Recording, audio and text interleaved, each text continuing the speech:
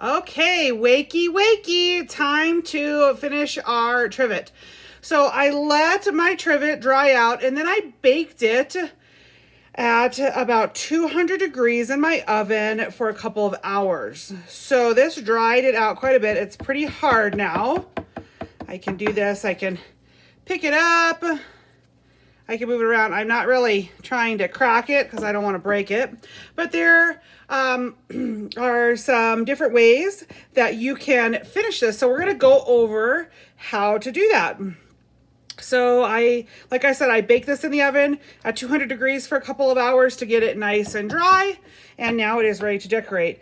Now I realize that some of you might not have paint at home. So we're going to give some different alternatives on what you can use for this process. So I have here with me some paint.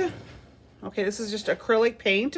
You could probably use watercolor paints if you have those. Those would probably work. You could experiment with those. I've got some crayons that I'm going to try out. Okay, we'll see how those work. I've got some Sharpie markers that we're going to try out, and we'll see how those work. I've got some different paint pens and markers that we could try out. I also have some eyeshadow, so we can try some eyeshadow, and an assortment of nail polish. Yes, that is what I found. Okay.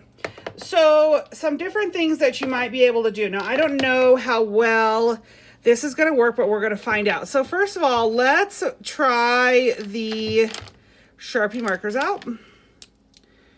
Okay. So let's just see how this works. So that works pretty good. I can get in and color this. The color looks pretty good. I can see the color. That looks pretty nice. So we know that Sharpie markers work. So if you've got Sharpies, you could use those. I would encourage you trying some other types of markers if you've got them, such as Crayola or Rose Art. Those would probably work too. Okay, let's try out a crayon. So I've got a crayon here, and let's just see how the crayon works.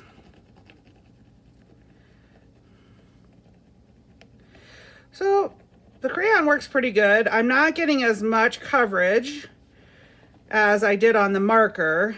So you can kind of see that the dough is showing through on that. But I kind of like that look. I think that's okay. You could finish this with a crayons, and that would be just fine. Okay, I'm trying to stay within the lines that I made with my dough. Okay, so we know that crayons will work. Okay, let's see what else. I've got some of these are different types of markers. And actually, let me get a different color here. I want a blue one. So I can use this. This is kind of like a metallic marker. I realize that not all of you will have these, but just try to give you some different options here. And that's working pretty good too. Okay.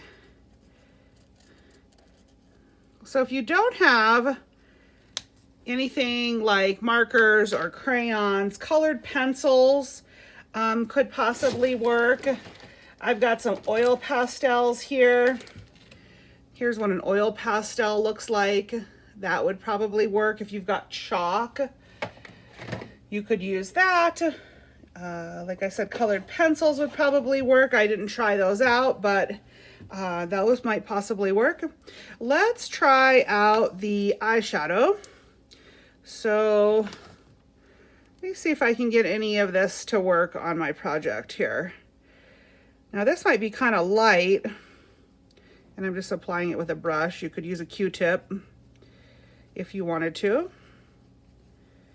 Now this is kind of light. It's not staying on that well, but it is kind of making, you know, that color. So it's kind of a subtle color, which is pretty. So maybe that's not so bad. I put some black on there. Let's see if that's any better. That's pretty light still. What happens if I put it over my crayon? It looks kind of cool. Okay, so I've tried that. Okay, let's go on to the paint. So I've got a couple acrylic paints here. You could probably use watercolor, like I said. Let's just see how this shows up. So that's actually going to be, whoops, made a little boo-boo there. I can go over that later.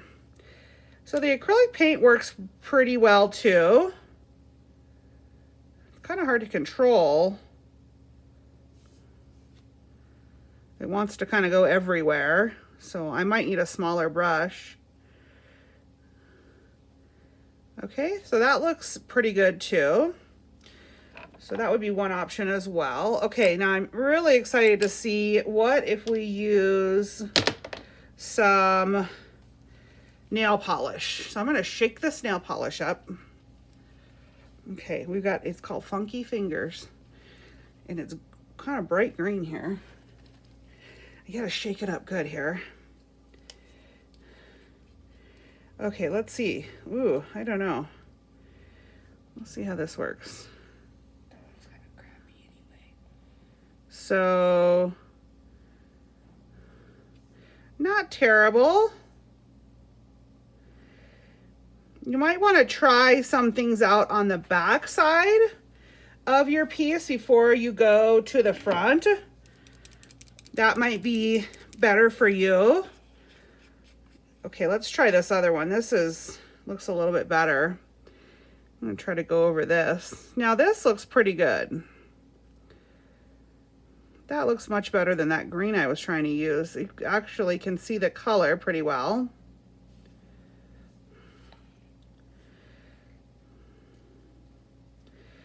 So, some different ideas on how to finish this. I'm anxious to see what other ideas you guys come up with. I'm trying to think of other things that you could use. Anything that has pigment in it. Spray paint could work. House paint, just regular old house paint could work. If you've got some different colors, you know, of course, ask your parents if that's okay to use that. Maybe if you have some different types of eyeliners, ladies, you might be able to use those. Boy, you know, the possibilities are just kind of endless as far as finishing these. Be creative. I mean, you might even have to look to some different types of foods that could color things, you know, such as mustard. Maybe you could use mustard. I don't know if that would work or not. What about barbecue sauce? I've seen people make art with barbecue sauce. You know, people make art with all different kinds of things, sometimes food. So maybe you could come up, egg yolk would also be another one that would work. What about something else? Gosh, I'm trying to think some different sauces. Maybe soy sauce. I don't know, it might start smelling though, huh? Okay. So there's lots of different ways that you can finish this. I want you to be creative. You're not required to do something fancy with paint.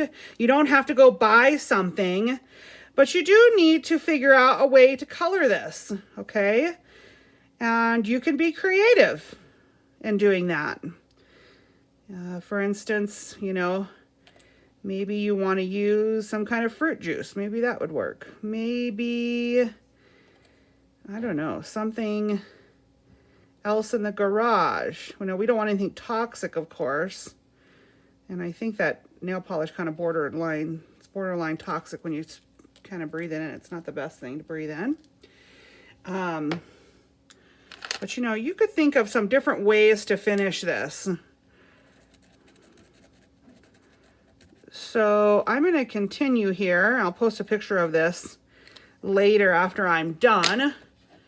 But I just wanted to give you some ideas about how you could finish this. And remember, it's due on Friday. You're going to upload it to Seesaw. So have fun with it. And I'm looking forward to seeing all of your projects. Thanks.